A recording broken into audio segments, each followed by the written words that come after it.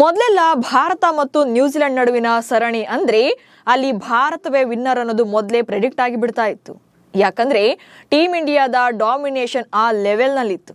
ಆದರೆ ಈಗ ಎಲ್ಲವೂ ಬದಲಾಗಿದೆ. ತವರಿನಲ್ಲೂ ಕೂಡ ಭಾರತ ಗೆಲುವಿಗಾಗಿ ತಡಕಾಡ್ತಾ ಇದೆ.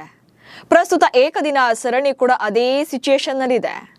ಭಾನುವಾರ ಉಭಯ ತಂಡಗಳ ನಡುವೆ ನಿರ್ಣಾಯಕ ಪಂದ್ಯ ನಡೆಯಲಿದೆ. ಈ ಪಂದ್ಯವನ್ನ ಗೆದ್ದವರು ಸರಣಿ ಕೈವಶವನ್ನ ಮಾಡಿಕೊಳ್ತಾರೆ. So must and should win ಆಗಲೇಬೇಕಿರುವಂಥ ಈ ಪಂದ್ಯದಲ್ಲಿ ಭಾರತ ಪ್ಲೇಯಿಂಗ್ 11ನಲ್ಲಿ 2 ಬದಲಾವಣೆಗಳಾಗುವಂಥ ಸಾಧ್ಯತೆ ಇದೆ. ಸೊ ಹೇಗಿರುತ್ತೆ ಪ್ಲೇಯಿಂಗ್ 11? ಯಾರು ಬೆಂಚ್ ಕಾಯಿಸ್ತಾರೆ? ಹಾಗೆ ನ್ಯೂಜಿಲೆಂಡ್ ಆಟಗಾರರ ತಂತ್ರ ಏನು ಅನ್ನೋ ಬಗ್ಗೆ ಈ ವಿಡಿಯೋದಲ್ಲಿ ಮಾಹಿತಿಯನ್ನು ನೀಡ್ತೇನೆ. ನಾನು ಶಾಂತ. ನೀವು ಸುದ್ದಿಯಾನದ ಸಬ್ಸ್ಕ್ರೈಬರ್ ಆಗೋದಕ್ಕೆ ಮರಿಬೇಡಿ. ಏಕದಿನ ಮಾದರಿಯಲ್ಲಿ ಕಿವೀಸ್ ಪಡೆ ಭಾರತದಲ್ಲಿ ಇದುವರೆಗೆ ಒಂದೇ ಒಂದು ಸರಣಿಯನ್ನ ಗೆದ್ದೇ ಇಲ್ಲ. 37 ವರ್ಷಗಳ ಇತಿಹಾಸದಲ್ಲಿ ಒಂದು ಸಲ ಕೂಡ ಸರಣಿಯನ್ನ ಗೆಲ್ಲೋಕೆ ಸಾಧ್ಯವಾಗಿಲ್ಲ. ಅಷ್ಟೇ ಯಾಕೆ, ಕಳೆದ 8 ಏಕದಿನ ಪಂದ್ಯಗಳಲ್ಲಿ ಸತತವಾಗಿ ಭಾರತವೇ ಗೆದ್ದು ಬೀಗಿದೆ. 2023ರ ಜನವರಿಯಲ್ಲಿ 3 ಪಂದ್ಯಗಳ ಸರಣಿಗಾಗಿ ಕಿವೀಸ್ ಪಡೆ ಭಾರತಕ್ಕೆ ಬಂದಿತ್ತು. ಈ ವೇಳೆ 3ಕ್ಕೆ 3 ಪಂದ್ಯಗಳಲ್ಲೂ ಕೂಡ ಭಾರತವೇ ಗೆದ್ದು ಬೀಗಿತ್ತು. ಆನಂತರ 2023ರ ಕೊನೆಯಲ್ಲಿ ಏಕದಿನ ವಿಶ್ವಕಪ್ನಲ್ಲಿ ಉಭಯ ತಂಡಗಳು 2 ಸಲ ಮುಖಾಮುಖಿಯಾಗಿದ್ವು. ಈ ಪಂದ್ಯಗಳಲ್ಲೂ ಭಾರತವೇ ವಿನ್ ಆಗಿತ್ತು. ಅಂಡ್ ನೆಕ್ಸ್ಟ್ 2025ರ ಚಾಂಪಿಯನ್ಸ್ ಟ್ರೋಫಿಯಲ್ಲಿ 2 ಸಲ ಮುಖಾಮುಖಿ ಆಗ್ತಾರೆ. ಆ 2 ಪಂದ್ಯಗಳಲ್ಲೂ ಭಾರತವೇ ಜಯಬೇರಿ ಬಾರಿಸಿತ್ತು. ಹಾಗೆ ಸರಣಿಯ ಮೊದಲ ಪಂದ್ಯ ಅಂದ್ರೆ ಇತ್ತೀಚೆಗೆ ವಡೋದರದಲ್ಲಿ ನಡೆದಂತ ಮೊದಲ ಪಂದ್ಯದಲ್ಲೂ ಕೂಡ ಭಾರತವೇ ವಿನ್ ಆಗಿತ್ತು. ಹೀಗೆ ಸತತ 8 ಪಂದ್ಯಗಳಲ್ಲಿ ಭಾರತವೇ ಗೆಲುವನ್ನು ದಾಖಲು ಮಾಡಿತ್ತು. ಆದರೆ ರಾಜ್ಕೋಟ್ನಲ್ಲಿ ಗೆದ್ದಂತ ನ್ಯೂಜಿಲೆಂಡ್ ತಂಡ ಈಗ ಸರಣಿಯನ್ನ ಗೆಲ್ಲುವಂತ ಹಂತಕ್ಕೆ ಬಂದಿದೆ. ಹಾಗೇನಾದ್ರೂ ಈ ಸರಣಿನ ಗೆದ್ರೆ ಇತಿಹಾಸದಲ್ಲೇ ಫಾರ್ ದಿ ಫಸ್ಟ್ ಟೈಮ್ ಭಾರತದಲ್ಲಿ ನ್ಯೂಜಿಲೆಂಡ್ ತಂಡ ಏಕದಿನ ಸರಣಿಯನ್ನ ಗೆದ್ದಂತಾಗುತ್ತೆ. ಜೊತೆಗೆ ಕ್ಯಾಪ್ಟನ್ ಆಗಿರುವಂತಹ ಶುಭ್ಮನ್ ಗಿಲ್ ಹಾಗೆ ಹೆಡ್ ಕೋಚ್ ಆಗಿರುವಂತ ಗೌತಮ್ ಗಂಭೀರ್ ಪಾಲಿಗೂ ಕೂಡ ಇದು ದೊಡ್ಡ ಸೆಟ್ ಬ್ಯಾಕ್ ಆಗುತ್ತೆ. ಸೊ ಶತಾಯ ಗತಾಯ 3ನೇ ಪಂದ್ಯವನ್ನ ಗೆಲ್ಲಲೇಬೇಕು ಎನ್ನುವಂತ ಲೆಕ್ಕಾಚಾರದಲ್ಲಿದ್ದಾರೆ. ಅದಕ್ಕಾಗಿ ಪ್ಲೇಯಿಂಗ್ 11ನಲ್ಲಿ 2 ಬದಲಾವಣೆಗಳನ್ನ ಮಾಡಿಕೊಳ್ಳುವಂತ ಸಾಧ್ಯತೆ ಕೂಡ ಇದೆ. ಸೊ ಏನು ಆ ಬದಲಾವಣೆ ಅನ್ನೋದನ್ನು ಕೂಡ ನೋಡ್ತಾ ಹೋಗೋಣ. ಬ್ಯಾಟಿಂಗ್ ಮತ್ತು ಬೌಲಿಂಗ್ ಸದ್ದಿಲ್ಲದ ಜಡೇಜಾ ಡ್ರಾಪ್. ಇಂದೋರ್ನ ಪಂದ್ಯದಲ್ಲಿ ರವೀಂದ್ರ ಜಡೇಜಾರನ್ನ ಪ್ಲೇಯಿಂಗ್ 11ನಿಂದ ಕೈ ಬಿಡುವಂತ ಸಾಧ್ಯತೆ ಇದೆ. ಯಾಕಂದ್ರೆ ಇತ್ತೀಚಿನ ಅವರ ಸ್ಪೆಲ್ಗಳು ಇಂಟ್ರೆಸ್ಟಿಂಗ್ ಅನಿಸಿಲ್ಲ. ಕಳೆದ 5 ಏಕದಿನ ಪಂದ್ಯಗಳಲ್ಲಿ ಅವರಿಗೆ ಅವಕಾಶ ಕೊಟ್ಟರೂ ಕೂಡ ಕೇವಲ 1 ವಿಕೆಟ್ ಪಡೆಯುವಲ್ಲಿ ಮಾತ್ರ ಯಶಸ್ವಿಯಾಗಿದ್ದಾರೆ. ಹಾಗೆ ನ್ಯೂಜಿಲೆಂಡ್ ವಿರುದ್ಧ ವಡೋದರ ಹಾಗೆ ರಾಜ್ಕೋಟ್ನಲ್ಲಿ ನಡೆದ ಪಂದ್ಯಗಳಲ್ಲಿ ಕಳಪೆ ಬ್ಯಾಟಿಂಗ್ ಪ್ರದರ್ಶನ ಮಾಡಿದ್ದಾರೆ. ಜೊತೆಗೆ ಒಂದೇ ಒಂದು ವಿಕೆಟ್ ಕೂಡ ಪಡೆದಿಲ್ಲ. ಜಡೇಜಾ ಪರ್ಫಾರ್ಮೆನ್ಸ್ಗೆ ಸೋಷಿಯಲ್ ಮೀಡಿಯಾದಲ್ಲೂ ಕೂಡ ಸಾಕಷ್ಟು ಟೀಕೆಗಳು ವ್ಯಕ್ತವಾಗ್ತಿವೆ. ಹೀಗಾಗಿ ಆಯುಷ್ ಬದೋನಿಗೆ ಡೆಬ್ಯೂ ಮಾಡುವಂತ ಅವಕಾಶವನ್ನ ನೀಡುವಂತ ಸಾಧ್ಯತೆ ಇದೆ. ವಾಷಿಂಗ್ಟನ್ ಸುಂದರ್ ಇಂಜುರಿ ಬದಲಿಗೆ ಭಾರತ ತಂಡ ಸೇರಿರುವಂತಹ ಬದೋನಿ ಬ್ಯಾಟಿಂಗ್ ಆಲ್ರೌಂಡರ್ ಆಗಿದ್ದಾರೆ. ಅವರು ತಮ್ಮ ಸ್ಪಿನ್ ಬೌಲಿಂಗ್ ನಲ್ಲೂ ಕೂಡ ಕೊಡುಗೆ ನೀಡಬಲ್ಲರು. ಹೀಗಾಗಿ ಜಡೇಜಾ ಬದಲಿಗೆ ಇವರಿಗೆ ಅವಕಾಶ ಕೊಡ್ತಾರಾ ಎನ್ನುವಂತ ಸಾಧ್ಯತೆಗಳಿವೆ. ಪ್ರಸಿದ್ಧ ಕೃಷ್ಣ ಬದಲಿಗೆ ಹರ್ಷದೀಪ್ ಸಿಂಗ್ಗೆ ಚಾನ್ಸ್.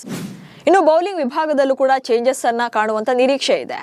ಪಂಜಾಬ್ ಮೂಲದ ಕ್ರಿಕೆಟಿಗ ಹಾಗೆ T20ಗಳಲ್ಲಿ ಭಾರತ ಪರ ಅತಿ ಹೆಚ್ಚು ವಿಕೆಟ್ಗಳನ್ನ ಪಡೆದಿರುವಂತ ಹರ್ಷದೀಪ್ ಸಿಂಗ್ಗೆ ಅವಕಾಶವನ್ನ ನೀಡಬಹುದು.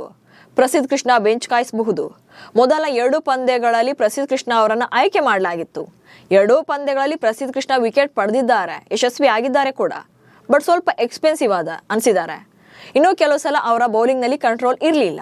ಹೀಗಾಗಿ ಪ್ರಸಿದ್ಧ ಬದಲಿಗೆ ಹರ್ಷದೀಪ್ ರನ್ನ ಆಡಿಸುವಂತ ಸಾಧ್ಯತೆ ಇದೆ. ಅಶ್ವಿನ್ ಕೂಡ ಹರ್ಷದೀಪ್ ಸಿಂಗ್ ರನ್ನ ಬೆಂಚ್ ಕಾಯಿಸ್ತಿರೋ ಬಗ್ಗೆ ಅಸಮಾಧಾನ ವ್ಯಕ್ತಪಡಿಸಿದ್ರು. ಹೆಚ್ಚು ಹೊತ್ತು ಬೆಂಚ್ ನಲ್ಲಿ ಕುಳಿತಿದ್ರೆ ತುಕ್ಕು ಹಿಡಿತೀವಿ, ನಾನು ಕೂಡ ಈ ನೋವನ್ನು ಅನುಭವಿಸಿದ್ದೇನೆ ಎಂದಿದ್ದಾರೆ. ಅಂದ್ರೆ ಈ ಮೂಲಕ ಹರ್ಷದೀಪ್ ಸಿಂಗ್ ಅವರಿಗೆ ಆಡೋಕೆ ಚಾನ್ಸ್ ಕೊಡಿ ಎಂದಿದ್ದಾರೆ. ಸೊ ಉಳಿದಂತೆ ಈ 2 ಬದಲಾವಣೆಗಳನ್ನ ಬಿಟ್ರೆ ಬ್ಯಾಟಿಂಗ್ ವಿಭಾಗದಲ್ಲಿ ಯಾವುದೇ ಬದಲಾವಣೆಗಳು ಆಗುವಂತ ಸಾಧ್ಯತೆ ಕಡಿಮೆ ಇದೆ. ಸೊ ಅಂತಿಮವಾಗಿ 3ನೇ ಪಂದ್ಯಕ್ಕೆ ಹೇಗಿರುತ್ತೆ ಭಾರತ ಪ್ಲೇಯಿಂಗ್ 11 ಅನ್ನೋದನ್ನ ನೋಡ್ತಾ ಹೋಗೋಣ. ಮೊದಲನೇದಾಗಿ ಆಸ್ ಯೂಶುವಲ್ ಭಾರತ ಪರ ರೋಹಿತ್ ಶರ್ಮಾ ಇನ್ನಿಂಗ್ಸ್ ಅನ್ನ ಆರಂಭ ಮಾಡ್ತಾರೆ. ಟೀಮ್ ಇಂಡಿಯಾದ ಮಾಜಿ ನಾಯಕ ರೋಹಿತ್ ಶರ್ಮಾಗೆ ಏಕದಿನ ಮಾದರಿ ಹಾಗೆ ಎಲ್ಲ ಮಾದರಿಯಲ್ಲೂ ಕೂಡ ಭಾರತ ಪರ ಅತ್ಯುತ್ತಮವಾದಂಥ ಪ್ರದರ್ಶನಗಳನ್ನ ನೀಡಿದ್ದಾರೆ. ಹೀಗಾಗಿ Rohit Sharma as usual opener ಆಗಿ ಕಣಕ್ಕಿಳಿತಾರೆ. ಅಂಡ್ ನೆಕ್ಸ್ಟ್ ಹಾಲಿ ಕ್ಯಾಪ್ಟನ್ ಆಗಿರುವಂಥ ಶುಭ್ಮನ್ ಗಿಲ್ ಬರ್ತಾರೆ. ಶುಭ್ಮನ್ ಗಿಲ್ ರೋಹಿತ್ ಶರ್ಮಾ ಅವರ ಜೊತೆ ಇನ್ನಿಂಗ್ಸ್ ಅನ್ನು ಆರಂಭ ಮಾಡ್ತಾರೆ. ಸೊ ಅಲ್ಲಿಗೆ ರೋಹಿತ್ ಮತ್ತು ಶುಭ್ಮನ್ ಗಿಲ್ ಓಪನರ್ಗಳಾಗಿ ಕಾಣಿಸ್ಕೊಳ್ತಾರೆ. ಅಂಡ್ ನೆಕ್ಸ್ಟ್ ನಂಬರ್ 3ನಲ್ಲಿ ವಿರಾಟ್ ಕೊಹ್ಲಿ ಅವರು ಬರ್ತಾರೆ. ಯಾವುದೇ ಇಲ್ಲಿ ಬದಲಾವಣೆ ಇರೋದಿಲ್ಲ. ಸೊ ವಿರಾಟ್ ಕೊಹ್ಲಿ ನಂಬರ್ 3ನಲ್ಲಿ ಎಷ್ಟು ಎಫೆಕ್ಟಿವ್ ಅನ್ನೋದನ್ನ ನೀವೆಲ್ಲ ನೋಡೇ ಇದ್ದೀರಿ. ಸೊ ಈ ಪಂದ್ಯದಲ್ಲೂ ಕೂಡ Virat Kohli match winning performance ಅನ್ನ ನೀಡುವಂತ ನಿರೀಕ್ಷೆಗಳು ಎಲ್ರಿಗೂ ಇದೆ. ಸೊ ಹೇಗೆ ಪರ್ಫಾರ್ಮ್ ಮಾಡ್ತಾರೆ ಅನ್ನೋದು ಕೂಡ ನೋಡಬೇಕಾಗುತ್ತೆ. ಸೊ ನಂಬರ್ 3 ನಲ್ಲೂ ಕೂಡ ಯಾವುದೇ ಬದಲಾವಣೆ ಇರೋದಿಲ್ಲ. And next Shreyas Iyer.